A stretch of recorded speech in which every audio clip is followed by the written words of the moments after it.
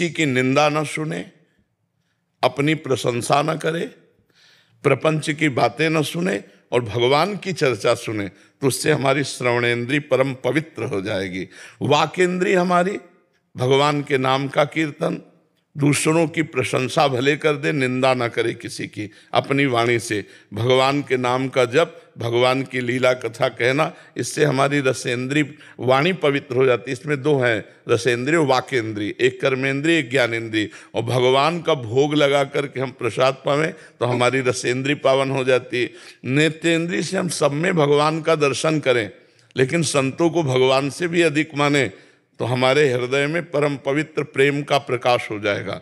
जब हम किसी से किसी भी प्रकार का दोष दर्शन न करते हुए अपने गुरु प्रदत्त नाम मंत्र का निरंतर जप करते हैं तो हमारा हृदय भगवान के प्रेम भाव से द्रवित हो जाता है।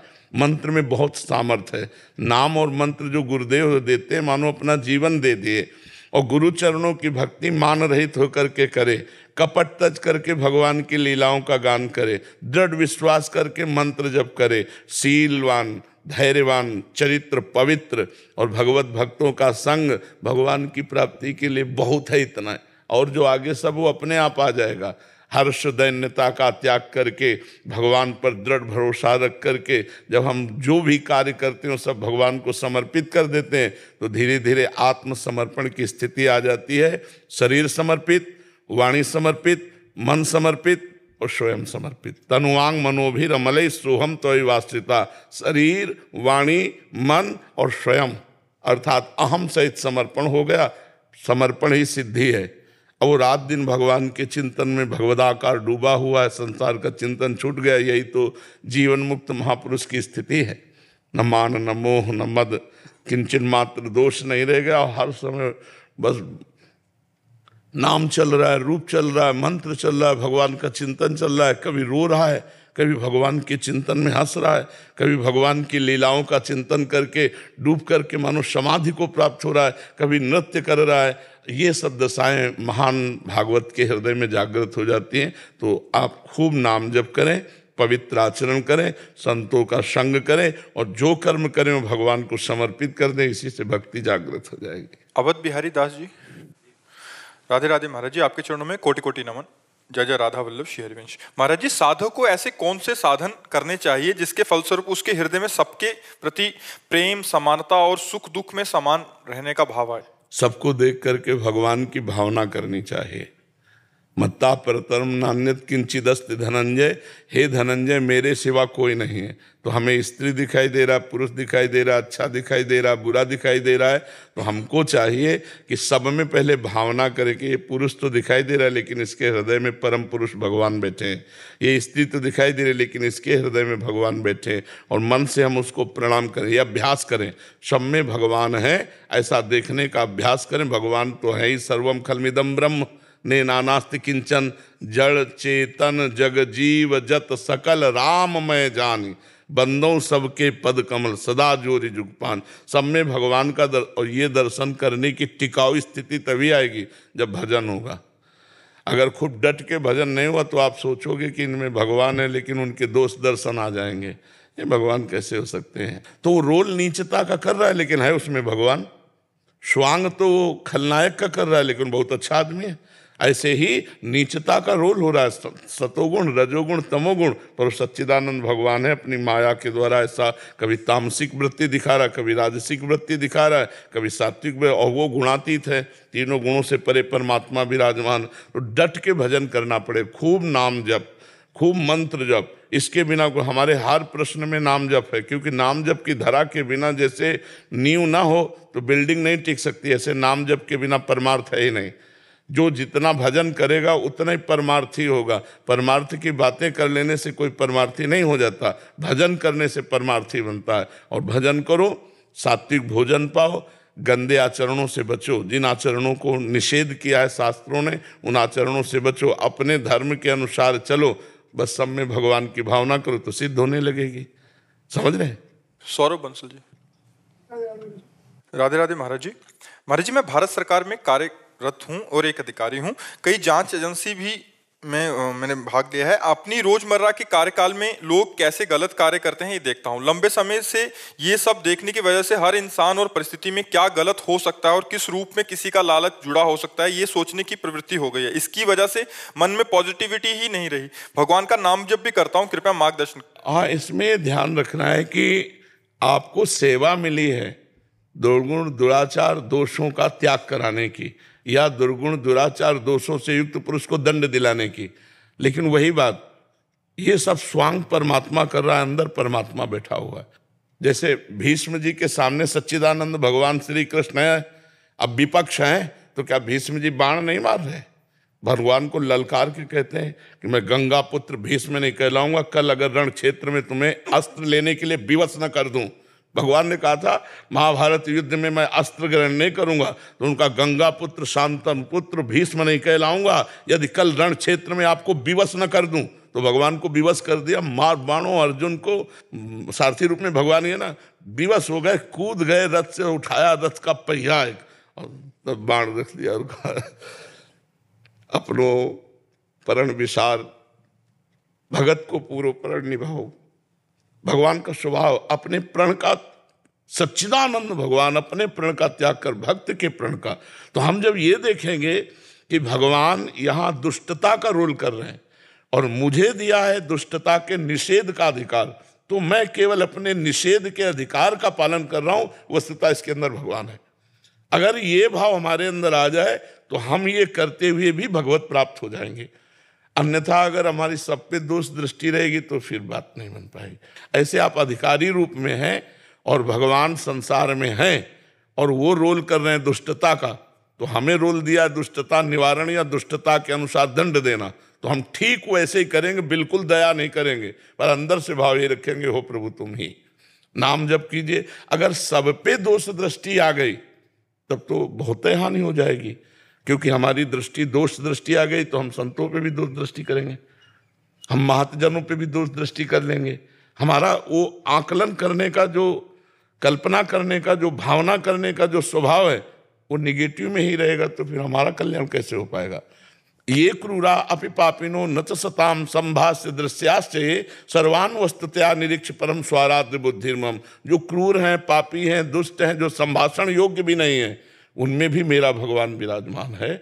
बस हमको जो पद दिया है हम सच्चाई से ईमानदारी से वही करेंगे। जैसे युद्ध क्षेत्र में धर्म के अनुसार सामने योद्धा चाहे पिता हो चाहे पुत्र हो कोई भी हो, अगर वो उसका वध कर देता है तो किंचन मात्र उसमें पाप नहीं लगता। परिवार ही तो है कौरव पांडव।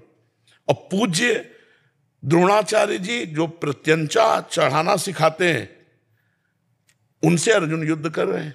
जिन्होंने अर्जुन को प्रत्यंचा चढ़ाना सिखाया, जिन्होंने अंगुली पकड़ के चलाना सिखाया, वो भीष्म पितामह, कृपाचार्य, द्रोणाचार्य, इनसे युद्ध कर रहे हैं। लेकिन पाप नहीं लगेगा उनको, क्योंकि युद्ध धर्म का ऐसा नियम है। तो ऐसे ही आप अपने अधिकार के अनुसार, जो भारत सरकार ने अधिकार दिया, उसके अनुसार जो समाज के साथ आप व्यवहार करते हैं वो आपका धर्म होना चाहिए। हमको सब पे दोष दृष्टि नहीं करनी, जहां करनी है। अब जैसे अपना शिष्य अपराध करे तो दंड, और दूसरा संत अगर किसी कोई वार्ता भी करे कि वो संत, तो तुरंत रोक दे, नहीं, ये संत निंदा होगी, हमारे सामने बात नहीं कर सकते आप। हमारे शिष्य के लिए अधिकार है कि हम अपने शिष्य के दोष दर्शन करें, दोष वर्णन सुने और उनको दंड दें, लेकिन दूसरे संत के लिए नहीं। उसके भगवान रक्षक वो आके हमसे बात करे तो निराकरण कर सकते हैं, लेकिन हम ऐसे नहीं सुन सकते। तो सबके प्रति ऐसा बर्ताव नहीं करना चाहिए। सबके प्रति अगर हमारी बुद्धि वही तराजू से तोलने लगी दोष दर्शन से, तो हमारी हानि हो जाएगी। ठीक है, हाँ, इसके लिए नाम जप आप कर ही रहे हैं और सत्संग सुन रहे हैं, तभी नाम जप कर रहे हैं। तो सत्संग और नाम जप के प्रभाव से आप बचते रहेंगे। नाम जप आपके पापों का नाश करता रहेगा, सत्संग आपकी बुद्धि को प्रवीण करता रहेगा, तो ये सेवा भी बन जाएगी, भगवत प्राप्ति भी हो जाएगी, लोक परलोक दोनों बन जाएंगे। अर्जुन चौधरी जी, राधा वल्लभ श्री महाराज जी आपके चरणों में कोटि कोटि प्रणाम। महाराज श्री, नाम चिंतन या रूप चिंतन करने के लिए जब हम ध्यान करते हैं, रूप चिंतन की सामर्थ्य नहीं। नाम चिंतन करो, नाम के बल से रूप प्रकाशित होता। देखिए रूप नाम आधीना। रूप का प्रादुर्भाव कब होता है? ऐसे आंख मूंद देखो, अंधेरा दिखाई देता है, कल्पना करोगे तो भगवान की कल्पना तुम्हारे में सामर्थ्य नहीं कि कल्पना कर सको, भावना कर सको। तो हम नाम लिखें राधा, उसी का ध्यान कर रहे हैं, अपने मन को एकाग्र। फिर देखना हो जहाँ राधा लिखते हो वहीं राधा रूप प्रकाशित हो जाएगा, वहीं कृष्ण रूप प्रकाशित हो जाएगा। पहले नाम पे ध्यान दो। अगर हम ककाहराव मात्रा बढ़िया पढ़ लिए ना तो हम ऐसे कोई भी ग्रंथ पढ़ सकते हैं। अगर हमें गणित के सूत्र याद हो गए तो कोई भी सवाल लगा सकते हैं। ABCD बढ़िया आ जाए तो अंग्रेजी पढ़ना सीख जाएंगे। ऐसे ही अगर नाम जप आ जाए तो अध्यात्म पर विजय प्राप्त हो जाएगी। अध्यात्म की जो योग्यताएं हैं, जो सद्गुण, सब अपने आप आ जाएंगे। जो राम राम कहना नहीं जानते थे, मरा मरा कहे, वो ब्रह्म ऋषि हो गए। किससे हो गए? मरा मरा मरा मरा मरा मा नहीं तो राधा राधा राधा राधा राधा। आपको कौन सा ज्ञान, कौन सा रूप रह जाएगा जो आपके हृदय में प्रकाशित हो? पर पहले नाम पर ध्यान दीजिए। हाँ, आप क्या कहना चाहते हैं? और ये कहना चाह रहे हैं कि हम ध्यान करते हैं तो भजन के साथ साथ हृदय में एक और चिंतन रीलवत चलता है रहता है, जो अभी हमने 2-4 दिन पहले बताया है, सुना है आपने? 2-4 दिन पहले बताया है, एकांतिक में ही बताया है। एक दिन चिंतन में इस बात को पकड़ा कि साधकों को कैसे इससे निवृत्त होना चाहिए। तो जब हम भजन करते हैं तो हमारे साइड में मन एक अपनी रील चलाता है। भूत का चिंतन, भविष्य का चिंतन, अन्य दोषों का चिंतन, व्यर्थ चिंतन, व्यर्थ कल्पना, गंदी बातें, ये सब चला रहा है। तो वो हमारे मन की जितनी भी बातें हैं वो सब निकल रही हैं। हमको नाम जप करते हुए ना किसी बात से राग करना है, ना द्वेष करना है, वो अपने आप सब डिलीट हो जाएंगे। साधक उनको देखकर घबरा जाता है, किसी से राग कर बैठता है, किसी से द्वेष कर बैठता है, वो संस्कार नवीन बन जाते हैं, भजन में बाधा पड़ जाती है। चुप रहो। जैसे हम रोड किनारे बैठे हैं, लोग आ जा रहे हैं, हम किसी से ना राधे राधे बोले और ना किसी से झगड़ा करें तो वो खड़ा नहीं होगा, अपने आप चला जाएगा। और किसी से राधे राधे बोला तो हमारी तरफ देखेगा, और झगड़ा किया तो खड़ा हो जाएगा। ऐसे जो ये रोड है मन का, अनंत जन्मों की रील है, उसमें वो निकलती चली जा रही। जब हम नाम जप करें तभी तो निर्मल मन होगा। निर्मल मन ही भगवत प्राप्ति के योग्य होता है। तो वो जो मलिनताएं जा रहे हैं उनको रोको मत। वो अपनी भावना दिखाएंगी, सुख, लोभ या दुख, किसी का द्वेष का चिंतन होगा तो जलन, बिल्कुल नहीं, शांत रहो। जलन उसी मन में हो रही, आप में नहीं। आप दृष्टा हैं, आप आत्मस्वरूप हैं, इतना तो समझिए। आप मनुष्य नहीं हैं, आप मन नहीं हैं, तो आप उसको सह जाएंगे। अगर आप मन बनेंगे तो आप जलने लगेंगे, भजन छूट जाएगा। लगेगा यार जब भजन करो तो और ज्यादा गंदी बातें आती है, तो वो आती नहीं है, वो मन से निकलती हैं। ठीक है, धैर्यपूर्वक भजन करो। तेज जी, राधे राधे। राधे राधे महाराज जी। महाराज जी, संसार में रहते हुए कैसे आंतरिक और बाहरी स्थिति में बैलेंस करें? नाम जब भी पुष्ट हो और माया का खेल भी खेलते रहें। माया का खेल भगवान की सेवा समझकर खेलते रहोगे तो पार हो जाओगे। माया को माया समझकर तो फांस लेगी। माया का खेल अगर मतलब माया समझकर मनोरंजन करोगे तो फंस जाओगे, निकल नहीं पाओगे। माया का खेल भगवान की सेवा समझकर, पत्नी पुत्र परिवार नाथ सकल संपदा तुम्हारी, मैं सेवक समेत सुत नारी। अब सेवा करो। अब नौकरी पेशा जो भी कर रहे हो, धन कमाने के लिए कर रहे हो, धन परिवार के पोषण के लिए कर रहे हो, और परिवार भगवान का है। अब वो माया का खेल तुम्हें बांधने वाला नहीं होगा। अगर उस खेल को तुम माया समझकर भोगने के चक्कर में पड़े तो फंस जाओगे। माया को माया समझ करके भोगने वाले कभी उद्धार नहीं होता। माया को भगवान का स्वरूप समझो। जैसे इन शरीर मंदिरों में भगवान विराजमान है, ये ध्यान रखो। केवल बाहर ईंट पत्थर के मंदिरों में ही भगवान नहीं विराजमान है, इन शरीरों में भी भगवान विराजमान है। जहाँ माया है वहाँ मायापति विराजमान है। कोई कण ऐसा नहीं जहाँ भगवान न विराजमान हो। तो अपने परिवार को भगवान की सेवा समझो। नौकरी पेशा भगवान की सेवा है, किसानी व्यापार भगवान की सेवा है, क्योंकि सृष्टि भगवान की है। ऐसे भाव से तो माया में खेलो, कोई परेशानी नहीं। माया को माया समझ के खेलोगे बंध जाओगे। अंदर से सुमिरन करो और बाहर से भगवान की सेवा की भावना से, नौकरी व्यापार किसानी जो भी है, पढ़ाई लिखाई जो भी है, वो भगवान की सेवा की भावना से, तो भगवान की पूजा हो जाएगी। तो ये खेल खेलते हुए भी आप जीवन मुक्त हो जाएंगे। जैसे चक्रवर्ती सम्राट महाराज अम्बरीश जी हैं, सावई मना कृष्ण पदारविंदयो, मन भगवान के चरणों में और तन सेवा में। ये सब सेवा ही है। तो तन सेवा में मन भगवान में काम बन गया। और मन और तन दोनों माया में, तो फिर नरक, दुर्गति, जन्म मरण ये सब है। समझ पा रहे हो? नाम जप करते हो इसे भगवान की सेवा समझो। ये माया भगवान को लेके डोल रही है, दिखाई दे रही है माया, और है भगवान। कहो सो कहाँ जहाँ प्रभु नहीं है भगवान। तो भगवान को पहचानो तो माया है ही नहीं। खेलो भगवान के साथ, विविध खेल खेलो। हे भगवान, आप पत्नी रूप में आए हो, पुत्र रूप में आए हो। भगवान, आप पूरी सृष्टि रूप में विराजमान हो। सिय राम मैं सब जग जानी, करो प्रणाम जोर जुग पानी। माया है ही नहीं, भगवान ही भगवान। भगवान के साथ खेलो, मुक्त हो जाओगे। माया के साथ खेलोगे, फंस जाओगे। महाराज जी, कहीं ना कहीं ये प्रश्न सभी के हृदय का है कि ये भी करते रहे और ये भी करते रहे। इतना मनोरंजन है कि एक तरफ भगवान खड़े हो, बुला रहे हो तो कहेगा नहीं आप आओ हमारे साथ। महाराज अपना ही मन खेलता है। हाँ, वो दिखाएगा कि अभी अंदर से आवाज आएगी कि ऐसा कर लो। आप भगवान की आवाज है या माया बुला रही है? ये आपका ही विषय नहीं, ये चराचर जगत का विषय है। ये चराचर जगत का विषय। कल्याण भी हो जाए और ये सब भी छूटे ना। हो जाएगा, छूटेगा भी नहीं, हो भी जाएगा। उसी में भगवान को मान लो। हम कभी ज्यादा छोड़ने के पक्ष में नहीं, हम जोड़ने के पक्ष में हैं। भाव बदल गया। ये मेरा घर नहीं है, श्री जी का है सब कुछ।